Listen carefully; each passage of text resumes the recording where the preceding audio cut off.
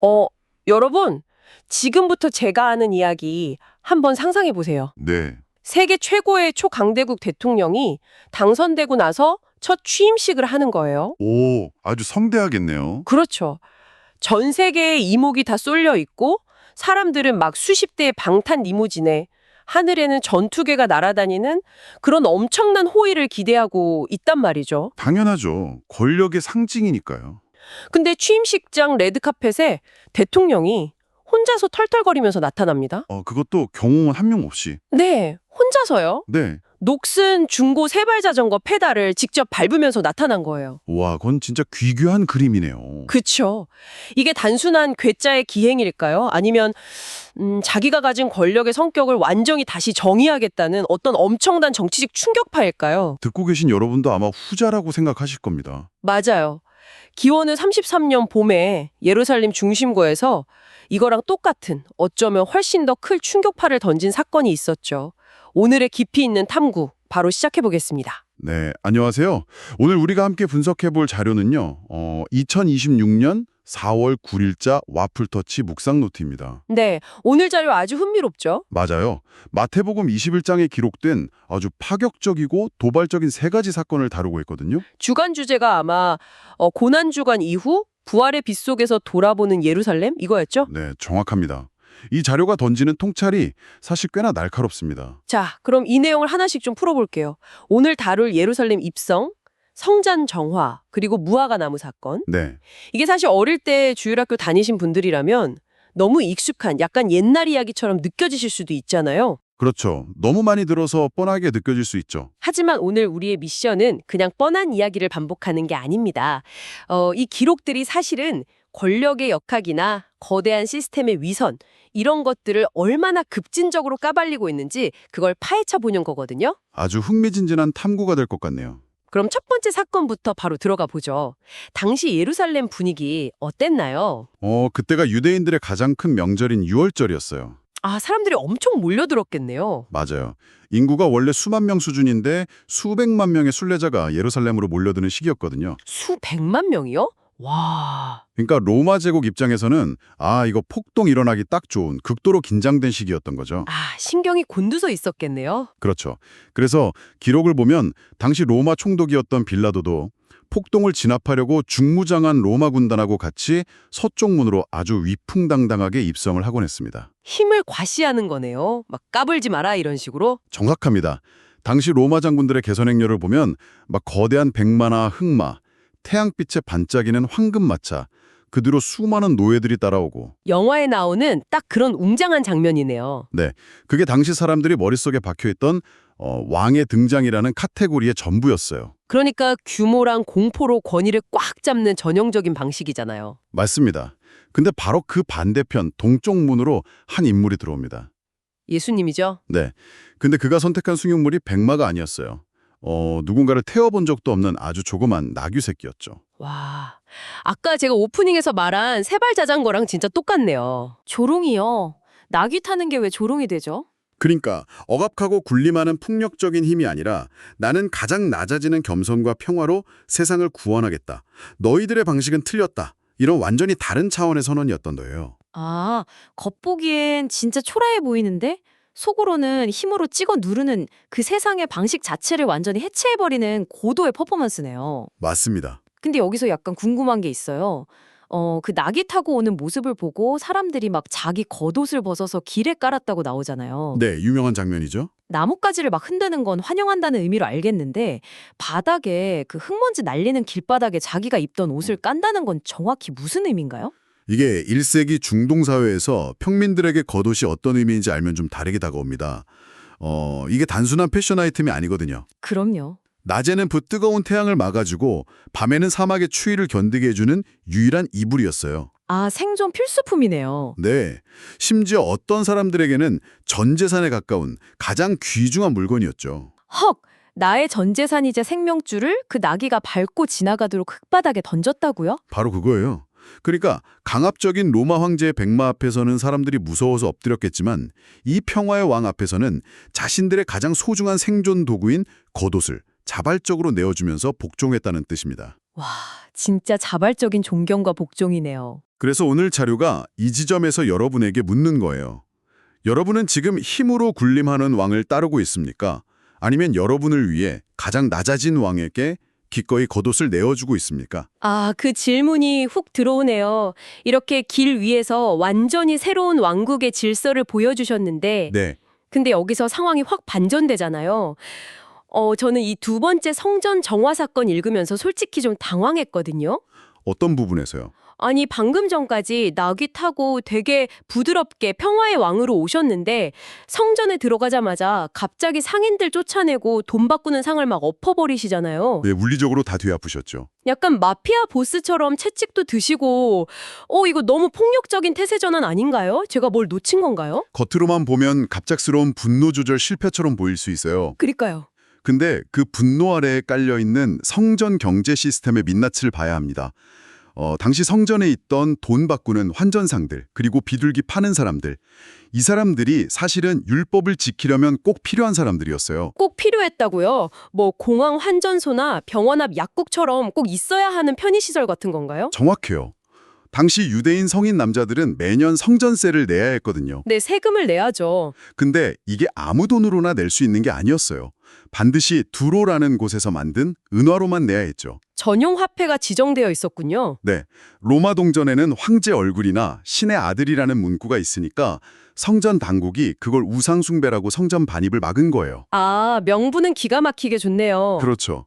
그래서 순례자들은 엄청난 수수료를 뜯기면서 성전 전용 화폐로 돈을 바꿔야만 했습니다. 와, 화폐 독점권이네요. 독점 시장에서 수수료 장사하면 무조건 썩기 마련인데. 그럼 비둘기 파는 사람들은요? 사실 그게 더 뼈아파요. 율법을 보면 제물로 바칠 양이나 소를 살 돈도 없는 아주 가난한 극빈층을 위해서 특별한 예외 조항이 있었어요. 어떤 조항이죠? 힘이 미치지 못하면 비둘기 2마리를 가져오라는 거였죠. 그러니까 비둘기를 사는 사람들은 사회에서 제일 가난하고 소외된 사람들이었어요. 아, 가장 약한 사람들이네요. 근데 성전 당국이 재물을 검수한다는 핑계로 사람들이 밖에서 가져온 비둘기는 다 불합격 처리를 해버렸어요. 설마 자기들이 파는 것만 사게 한 건가요? 맞아요. 자신들이 허가한 상인들의 비둘기만 사도록 강제한 거죠. 그것도 시중보다 몇 배나 비싼 가격으로요. 와, 듣기만 해도 진짜 화가 나네요. 겉으로는 막 우상숭배 거부하면서 신앙 지키는 척 다 해놓고 뒤에서는 제일 가난한 사람들 주머니를 털고 있었던 거잖아요. 네. 종교라는 이름으로 포장된 완벽한 착취 시스템이었던 겁니다. 완전 썩었네요. 그래서 오늘 자료에 보면 예수님이 구약 성경을 인용하면서 이렇게 일갈하십니다.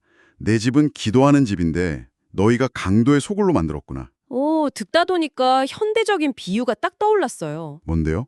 막 엄청 화려하고 삐까번쩍한 뱅킹 앱을 새로 출시했는데 정작 제일 중요한 송금 버튼은 먹통인 거예요. 아, 꼽대기만 번지르르 한 거네요? 네, 그래서 고객센터를 연결하려고 하면 연결은 안 되고 대기요금만 내 통장에서 계속 빠져나가는 악질 불량 앱이요. 본질적인 기능은 완전히 죽어 있는 거죠. 와, 비유 진짜 찰떡이네요. 예수님은 지금 그 불량 앱의 서버 전원을 억지로 뽑아버리신 거예요. 시스템 자체를 다운시켜버린 거죠. 상을 다 뒤엎어버린 게 셧다운이었군요. 네, 근데 이 자료가 짚어내는 진짜 소름 돋는 통찰이 하나 더 있습니다. 뭔데요? 그 상이 뒤엎어지고 번잡한 시스템이 딱 멈춘 바로 그 순간 성전에서 무슨 일이 벌어졌을까요? 아까 기록을 보니까 맹인들이나 다리를 저는 분들, 그러니까 장애를 가진 분들이 예수님께 나아와서 고침을 받았다고 하더라고요. 바로 그겁니다. 원래 그 공간, 이방인의 뜰이라는 곳은 소외된 사람들이 와서 하나님을 만나고 기도하라고 만들어둔 곳이었거든요. 근데 그 상인들의 거대한 상업 시스템이 그 공간을 꽉 채우고 있으면서 정작 치유가 필요한 사람들의 출입을 완전히 막고 있었던 거예요. 종교 시스템 자체가 하나님 만나는 걸 막는 장벽이었네요. 그렇죠. 그 장벽, 즉 서버가 셧다운 되자마자 드디어 진짜 치유가 필요한 사람들이 하나님께 접속할 수 있게 된 겁니다. 와, 소름 돋네요.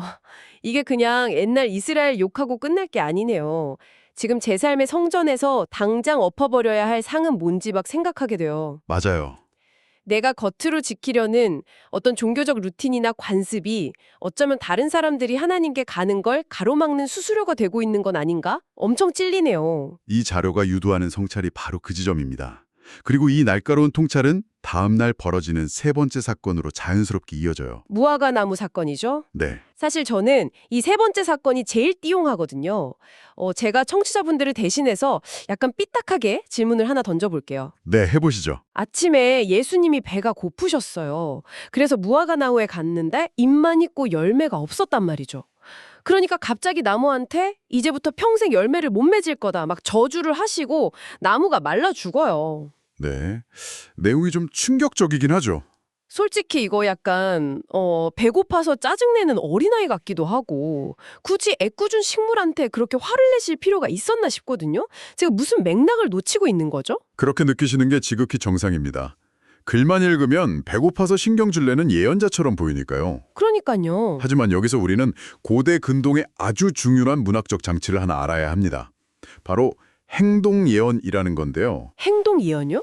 막 일종의 퍼포먼스 아트 같은 건가요? 맞아요. 정확합니다.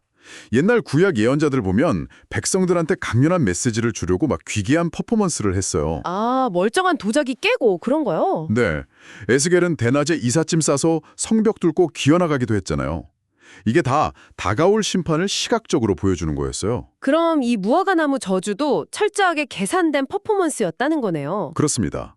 여기서 무화과 나무는 단순한 식물이 아니라 바로 전날 예수님이 뒤엎으셨던 예루살렘 성전, 더 나아가서는 껍데기만 남은 위선적인 종교 시스템 전체를 상징하는 거였어요. 아, 잎만 무성하다는 게 그 성전의 화려한 상업 활동을 의미하는 거군요. 근데 열매가 없었던 건 원래 생물학적으로 계절이 안 맞아서 그런 거 아니었어요? 아주 예리한 지적입니다. 이스라엘의 생태를 알면 그 의문이 확 풀려요. 그래요? 무화과 나무는 봄에 잎이 나기 전에 혹은 잎이 나면서 아주 작고 먹을 수 있는 초기 열매를 맺어요. 현지어로 파계라고 부르거든요. 초기 열매요? 네. 그게 떨어지고 나면 여름에 진짜 우리가 아는 달콤한 무화과가 열리는 건데, 즉 잎이 무성하다는 건 당연히 그 초기 열매가 같이 달려 있어야 한다는 뜻이에요. 아하, 잎이 있으면 무조건 작은 열매라도 있어야 정상인 거네요. 맞습니다. 근데 가까이 가보니까 잎만 막 화려하게 크고 그 초기 열매조차 아예 없었던 거예요. 결국 그 나무는 처음부터 열매 맺을 능력도 없으면서 잎사귀로 사람들을 속이고 있었던 거네요. 네, 겉으로는 살아있는 척 화려하지만 속은 완전히 텅 비어있는 위선. 그게 당시 기득권 종교 시스템의 실체였고 예수님은 그걸 말라 죽게 하심으로써 너희 시스템도 곧 이렇게 무너질 거다 선언하신 겁니다. 와, 의미를 알고 나니까 진짜 뒤통수 한 대 세게 맞은 기분이네요. 이 구조를 지금 현대로 가져와 보니까 아주 소름 돋는 비유가 하나 생각나는데요. 어떤 비례죠? 이거 완전 가짜 인플루언서 삶이랑 똑같지 않나요? 가짜 인플루언서요. 어떻게 연결되죠? 생각해보세요. 인스타나 SNS 피드 보면 세상에서 제일 거룩한 성경 구절 매일 올리고 사진 속에서는 항상 막 대단한 신앙 모임 중심에 있어요. 겉보기엔 아주 훌륭한 신앙이네요. 잎사귀가 울창하죠? 네, 열대우림 수준이죠. 근데 폰 내려놓고 진짜 현실의 삶은 어떠냐? 식당 알바생한테 막 함부로 대하고 직장 동료들 상처는 모른 척하고 자기 이익 앞에서는 절대 양보 없는 그런 삶. 진짜 맺어야 할 사랑이나 정이라는 열매는 1도 없는 삶이네요. 맞아요. 본질은 완전히 썩었는데 이미지만 소비하는 거잖아요. 이 무화과 나무 저주가 고대 이야기가 아니라 우리 안에 이런 텅 빈 신앙을 향한 진짜 무서운 경고장이네요. 가짜 인플루언서 비유 진짜 완벽하네요. 이 자료에서도 하나님이 진짜 찾으시는 열매는 화려한 종교 언어가 아니라 구체적인 사랑, 사회적 정의, 그리고 회개라고 못을 봤거든요. 그렇군요. 근데 이야기가 여기서 끝이 아니에요. 나무가 바로 말라버린 걸 보고 제자들이 막 충격을 받잖아요. 네, 놀랐겠죠. 그때 예수님이 여기서 엄청 뜻밖의 가르침을 주십니다. 바로 기도에 대한 말씀이에요. 아, 그 산을 옮기는 기도 말씀이 여기서 나오나요? 네, 만일 너희가 믿고 의심하지 않으면 이 산 떨어들려 바다에 던져지라 해도 될 것이다. 기도할 때 믿고 구하는 건 다 받는다. 이러시죠. 저 이 구절 엄청 좋아했거든요. 불가능한 장애물이나 불치병 같은 거 있을 때 기도하면 다 들어주신다. 약간 요슬램프 지니처럼 생각했단 말이에요. 보통 그렇게 많이들 적용하죠. 하지만 오늘 우리가 쭉 짚어오니 치밀한 맥락 속에서 보면 그 해석이 얼마나 얄팍한 건지 알 수 있습니다. 왜요? 질문을 하나 던져볼게요. 예수님은 왜 하필 그 말라 죽은 위선의 무화과 나무 앞에서 기도 이야기를 하셨을까요? 그리고 예수님이 가리킨 이 산은 대체 무엇이었을까요? 그냥 일반적인 물리적 산이 아니라 무슨 상징적인 건가요? 당시 예수님과 제자들이 서 있던 곳이 감람산이었어요. 거기서 맞은편을 보면 아주 거대하게 솟아있는 곳이 있었는데 바로 예루살렘 성전이 있는 성전산이었습니다. 헉, 설마. 네, 이 산이 바다에 던져지라는 말씀은 잎만 무성하고 열매는 없는 저 부패한 성전 시스템 전체가 하나님의 심판으로 무너져 내릴 거라는 강력한 선언이었던 거예요. 세상에. 그럼 그 믿음의 기도가 내 소원을 들어주는 마술 주문이 아니라 그런 거대한 위선과 부조리를 무너뜨리는 능력이었다는 거네요. 바로 그겁니다. 이 자료의 핵심 통찰이 이거예요. 기도는 요술 지팡이가 아닙니다. 열매 맺는 삶이랑 기도는 절대로 분리될 수 없어요. 열매 없는 기도는 가짜라는 거군요. 네, 가짜 인플루언서의 그 껍데기를 스스로 벗어던지고 진짜 열매를 맺으려고 치열하게 발버둥 치면서 기도하는 사람. 그 사람의 기도에 하나님이 응답하신다는 원리입니다. 열매 없는 빈 껍데기 신앙으로 백날 산 옮겨달라고 기도해봐야 소용없다는 무서운 경고죠. 와, 그동안 제가 알던 기도의 개념이 완전히 산산조각 나는 기분이에요. 삶의 열매랑 분리된 기도는 종교적 주문에 불과하다. 이 말이 진짜 묵직하네요. 오늘 자료가 주는 무게감이 대단하죠. 자, 오늘 우리는 이 와플터치 묵상 노트를 통해서 예루살렘에서 벌어진 3가지 충격적인 장면을 아주 밀도 있게 파헤쳐 봤습니다. 네, 힘으로 누르는 세상을 조롱하듯 나귀를 타고 오신 그 첫 번째 장면, 그리고 그 거대한 종교 서버의 전원을 꼽아버려서 진짜 소외된 자들의 장벽을 무너뜨리신 두 번째 장면. 맞아요. 마지막으로 가짜 인플루언서 같은 그 무화과나무를 통해서 위선의 껍데기를 버려야 진짜 기도의 능력이 나타난다고 가르치신 3번째 장면까지. 처음엔 다 다른 옛날 이야기 같았지만 결국 이 모든 게 하나의 뾰족한 질문으로 모아지고 있죠. 듣고 계신 여러분은 오늘 이 거울 앞에 어떻게 서 계신가요? 네, 이 질문들을 피할 수가 없네요. 여러분, 혹시 우리가 아무리 기도해도 내 삶에 그 거대한 산이 꿈쩍도 안 한다고 느껴져서 답답할 때 있잖아요. 그럴 때 많죠. 어쩌면 그 이유가 우리가 완벽한 기도 문구를 못 찾아서가 아니라 내 삶에 맺혀 있는 진짜 열매가 너무 없어서일지도 모릅니다. 아, 뼈를 때리네요. 만약에 우리가 바다에 집어던져야 할 그 첫 번째 산이 내 환경이나 내 통장 잔고의 문제가 아니라 입만 무성한 나 자신의 그 화려한 종교적 껍질 자체라면 여러분은 어떡하시겠습니까? 깊이 고민해봐야 할 문제입니다. 네, 오늘 밤에 이 질문을 꼭 한번 곰곰이 씹어보시고요. 내일 아침에 눈 떴을 때 그 껍데기를 깨기 위해 가장 먼저 뭘 바꾸실 건지 한번 생각해 보셨으면 좋겠습니다. 네, 아주 좋은 적용이네요. 오늘 깊이 있는 탐구 시간은 여기까지입니다. 여러분의 굳어진 생각에 오늘 대화가 아주 신선한 자극이 되었길 바라고요. 겉모습 뒤에 숨겨진 본질을 향한 호기심 계속 잃지 마시기 바랍니다. 끝까지 들어주신 여러분 고맙습니다. 감사합니다.